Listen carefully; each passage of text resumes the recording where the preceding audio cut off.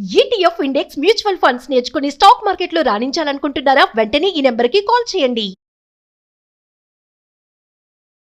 నమస్తే. ప్రస్తుతం మనతో పాటు స్టూడియోలో ప్రముఖ ఆధ్యాత్మికవేత్త అనంతరామ శర్మ గురువు గారు ఉన్నారు. వీరితో ఈరోజు కొన్ని విషయాల గురించి మనం చర్చిద్దాం. గురుగారు నమస్కారం అండి. నమస్కారం. గురుగారు, మనకి ఈ కార్తీక మాసంలో దీపారాధన ఎక్కువగా చేస్తూ ఉంటారు. ఇళ్లల్లో కానీ గుళ్ళల్లో కానీ చేస్తూ ఉంటారు. తులసమ్మ వారి దగ్గర చేస్తారు ప్రత్యేకంగా. అయితే దీపానికి చాలా ప్రాధాన్యత ఇస్తూ ఉంటారు. అందులోనూ మనకి ఉసిరి దీపాలని, పిండి దీపాలని, నిమ్మకాయ దీపాలని పెడుతూ ఉంటారు.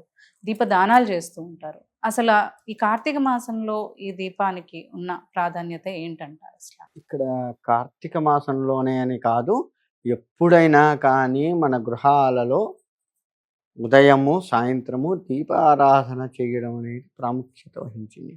అది మన అజ్ఞానాన్ని తీసివేస్తుంది. దీపం అనేది జ్ఞానాన్ని ఇస్తుంది. సాధ్యమేకార్థ సంయుక్తం వహ్నినా యోజితం ప్రియం గృహాణ మంగళం దీపం త్రైలోక్యంతి మిరాపహ. భక్త్యా దీపం, భక్తితో పెట్టే దీపము.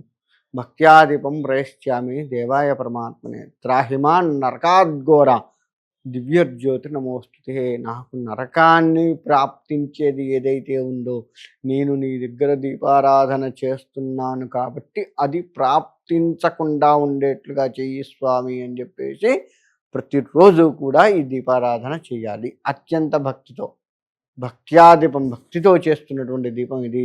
ఎటువంటి కోరికలు లేవు, ఎక్కడా కోరిక లేదు. మళ్ళీ అది కావాలి, ఇది కావాలి, అందుకే చేస్తున్నాను, ఇందుకే చేస్తున్నాను, ఏ కోరిక లేదు. నిర్మలమైన భక్తితో చేసేటువంటి దీపం.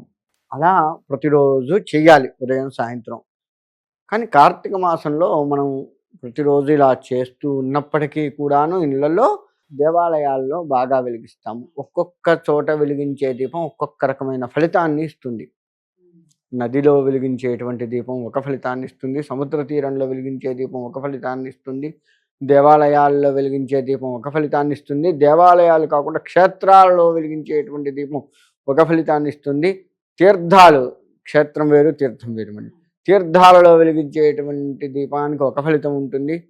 ఇట్లా రకరకాల ఫలితాలు ఉన్నాయి. మీరు అన్నట్లు ఈ దీపాల్లోనే మళ్ళీ ఉసిరిక దీపం, పిండి దీపము, నిమ్మకాయ దీపము ఇలా అన్నారు. వాటికి కూడా ఒక్కొక్క రకమైన ఫలితం ఉంది.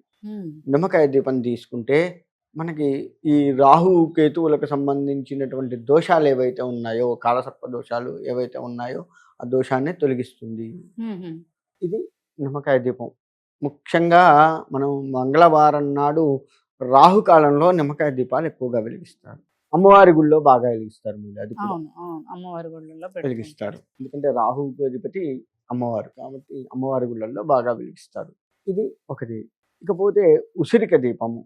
ఉసిరి దీపం దానాలు కూడా ఇస్తూ ఉంటారు. ఉసిరికాయ అహంకారానికి గుర్తు, పొగరికి గుర్తు. అది వెళ్ళిపోవాలి మనలో నుంచి.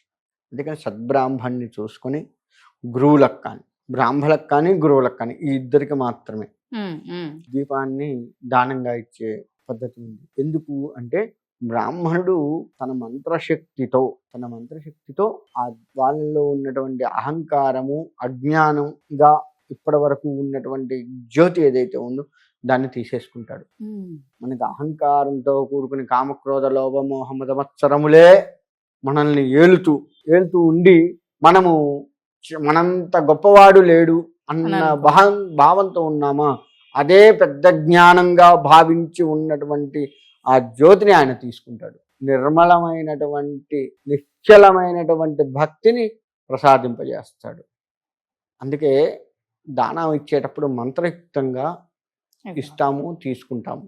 ఇది ఉసిరికాయ దీపం ఎందుకు ఇస్తారంటే అందుకు ఇస్తారు. మనలో ఉన్నటువంటి వగరు పొగరు, ఉసిరి వగరు పొగరు మంచిగా చూసుకుంటే, అంటే జనానికి అర్థమయ్యే రీతిలో చెప్పాలి అంటే అది తీసేయాలి మనలో నుంచి.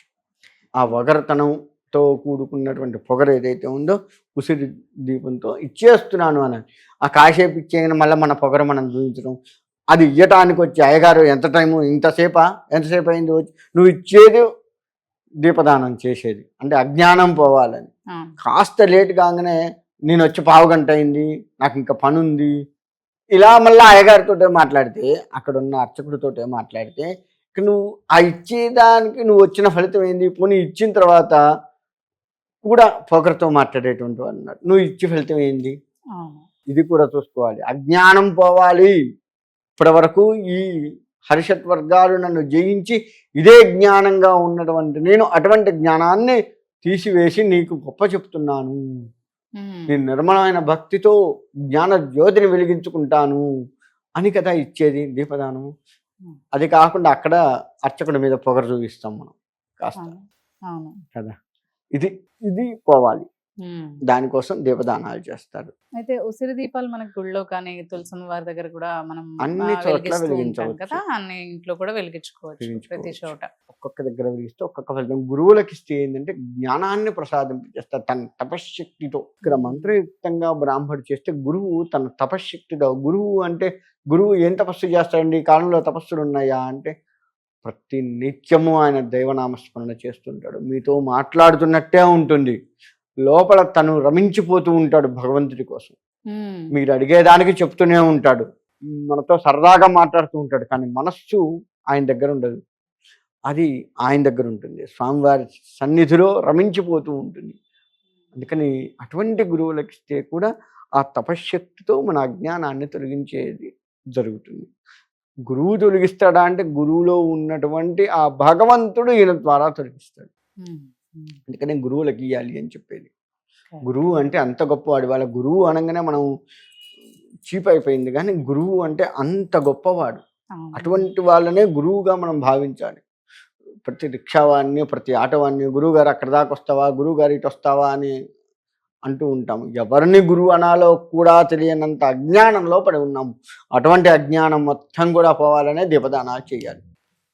ఇది అసలు దీపదానం యొక్క ప్రత్యేకత. ఉసిరి దీపం ఇవన్నీ కూడా అందిస్తాము. ఈ ఇంట్లో చేసే దీపాలు ఇవన్నీ కూడా, సముద్రాల్లో చేసేటువంటి దీపాలు ఇవన్నీ కూడా అదే అన్నమాట. ఇవన్నీ కూడా సంధ్యా సమయంలోనే చేస్తూ ఉంటాము.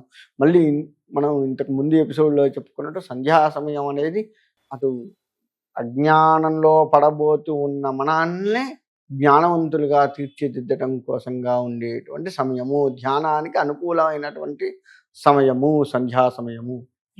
అది ఇది ఏదే కానీ నిర్మలమైనటువంటి సమయము సంధ్యా సమయము.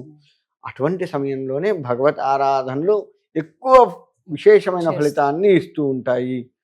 అందుకనే పొద్దున్నే చేసే దీపారాధన, సంధ్యా సమయంలో చేసే దీపారాధన, ఈ రెండూ కాకుండా మిట్ట మధ్యాహ్నం అంటే 12 గంటల సమయం, అటు పూర్తిగా ఉదయం తగ్గదు, పూర్తిగా మధ్యాహ్నం రాదు, మధ్య సమయం. ఈ 3 కాలాల్లో చేసేటువంటి దీపారాధన విశేషంగా చెప్పబడింది.